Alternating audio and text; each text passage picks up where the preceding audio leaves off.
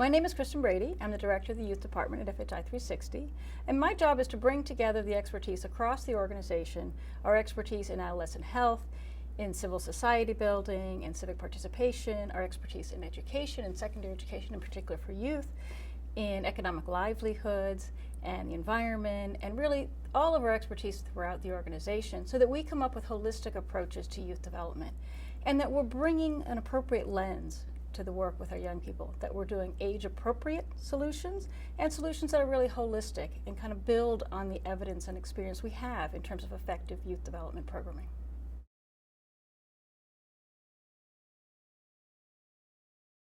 I think a lot of people think about workforce development and they come with a very traditional sense.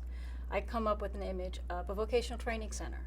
And so you can imagine equipment, tools, hairstyling, all kinds of very traditional trades. And I think that's really a mistake. Workforce development is something much, much broader.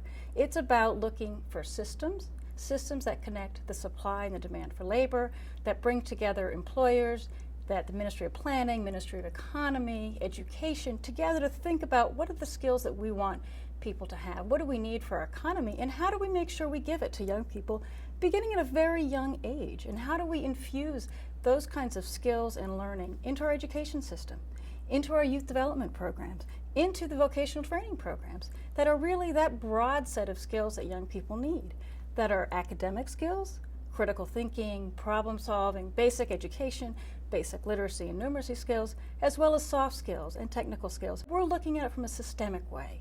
And then we're looking at dynamic systems that have readily made information sharing back and forth that are flexible and that respond to labor market needs, that help young people and employers find each other.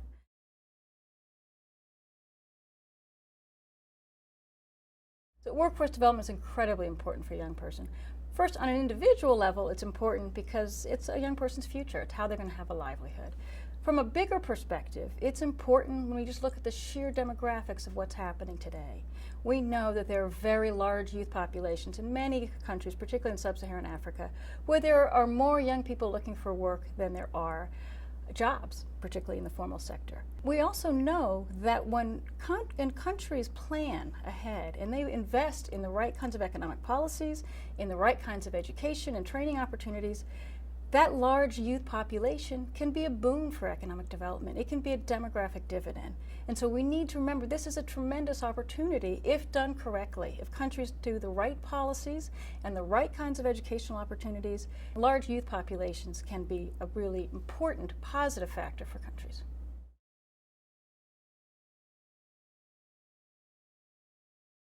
Young people have a challenge, particularly in developing countries, because they have very little information about what kinds of job opportunities are out there for them. They have very few role models. They don't have professional networks. Trying to understand what kind of different opportunities are out there for me, there's very little information and few opportunities for young people to see something bigger than their own neighborhoods and their own families. So their vision is quite small when the opportunities could be quite large.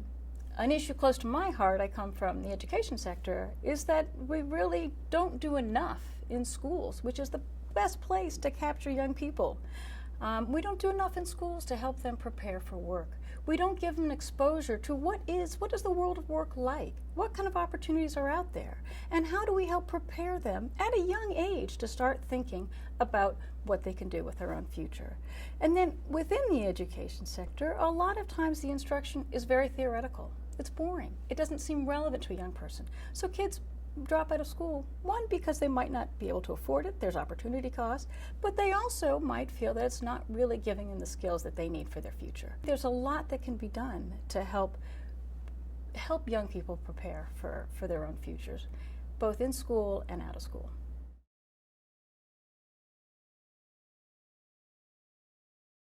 We can start young, and we can start in schools and in families. Provide young people exposure to the types of programs, to the types of different career opportunities that are out there for them. Then we can help teachers and trainers, vocational trainers, understand how do young people learn? How do they really thrive in an educational setting? By training them in different pedagogies and approaches that are particularly effective for teenagers, they can make education much more practical, relevant, and interesting for young people.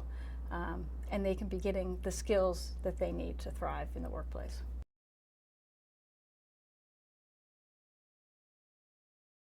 Well, under Workforce Connections, we've been working with Child Trends to do some research on what are the soft skills that young people need to succeed in work.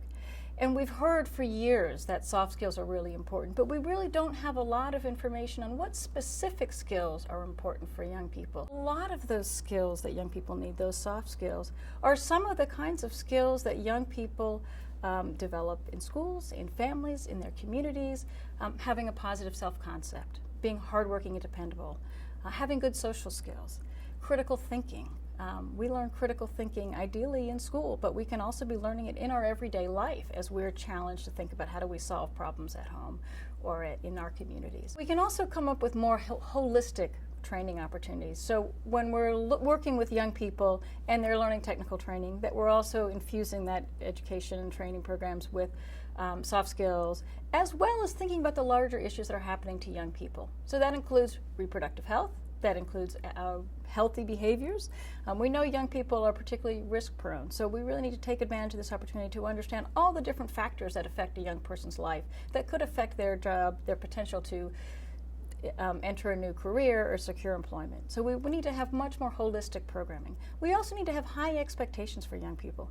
Young people respond to the kinds of expectations we provide for them, and positive role models. Having an adult who cares about you has a tremendous impact on your own self-concept and your own vision for the kinds of opportunities that are out there for you.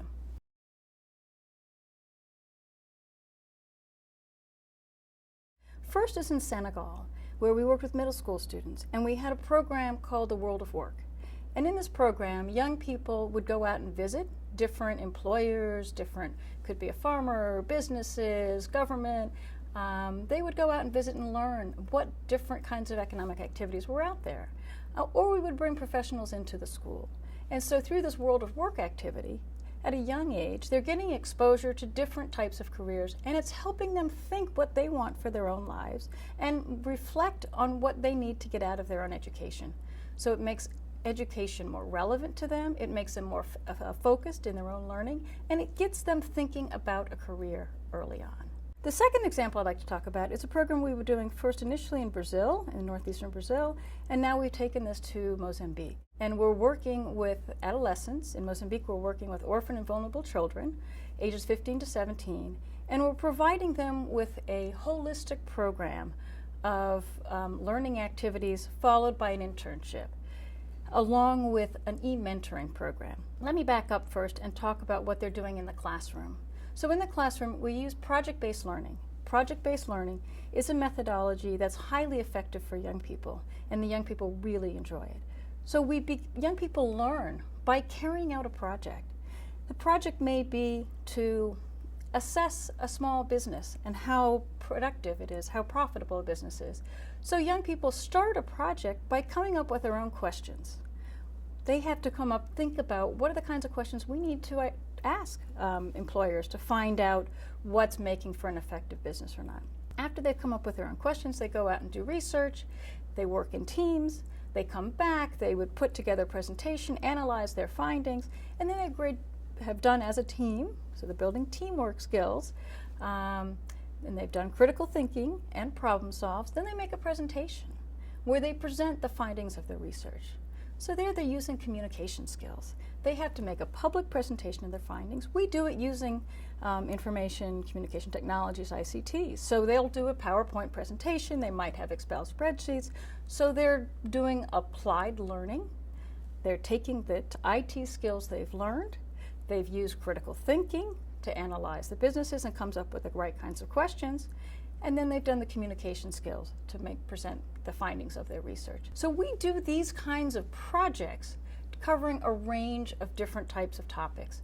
We cover reproductive health, we talk about gender, we understand how to look for a job, we look at different types of career opportunities. So one project might be investigating what kinds of training opportunities are out there for me, what kind of education do I need to get a certain kind of job. We do visits to employers, and employers come in and talk with the young people. So through this program, they build soft skills. they build some of these technical skills, particularly in the IT sector, and they build self-confidence. And then finally, the one aspect I didn't talk about is we have what's called an e-mentoring program. And e-mentoring is where young people have a mentor, which is a very traditional best practice in terms of youth development, to have a positive adult role model. But this mentor is somebody they connect with through email, through chats. So they have the additional ability to practice communicating with a professional.